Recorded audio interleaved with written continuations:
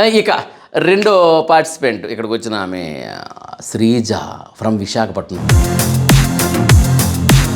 అబ్బా irritating voice అండి. ఆమె software developer even though, but ఆమె వాయిస్ మాత్రం గడగడా గడగడా గడగడా. అయితే నేనని మాట కూడా ఆమె ఇచ్చుకుని ఆమె చెప్పిన అదేంటంటే ఆమెకి ఇచ్చిన బిరుదు అంటే డబ్బా రేకులు రానట, డిఆర్ఆర్ ఆర్ఆర్ఆర్ లాగా డబ్బా రేకులు రాని.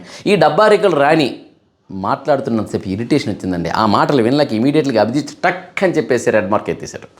ఇక ఆ అమ్మాయి వచ్చేసి ఎందుకు నాకు రెడ్ మార్క్ ఇచ్చారు, ఎందుకు ఇవ్వాలి, నేను యాంకర్ అవుతున్నాను, మీకు భయం పుట్టింది. అసలు ఆమె మాట్లాడే మాటలు ప్రతిదీ ఏంటంటే రెవల్యూషన్లాగా కనిపించిందండి. నేను యాంకర్ అయిపోతా, నేను ఇక్కడ నన్ను నువ్వు పోటీగా ఫీల్ అవుతున్నావు, నేను ఇక్కడ బిగ్ బాస్లో గెలిచేస్తా, నన్ను నువ్వు పోటీగా ఫీల్ అవుతున్నావు. ఇట్లాంటి ఓవర్ అంటే వాయిస్ ఆమెకి ఓవరు, అదేవిధంగా నాయిస్ ఓవరు, థింకింగ్ ఓవరు, మాట్లాడే విధానం ఓవరు. అందుకే ఇట్స్ ఓవర్ అనేసారు.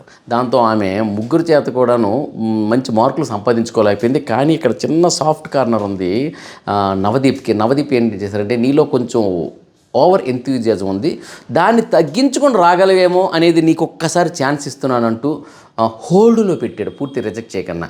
కాబట్టి ఆమె మేబీ మే నాట్ బి రావచ్చు, రాకపోవచ్చు నెక్స్ట్ పార్టిసిపేట్గా.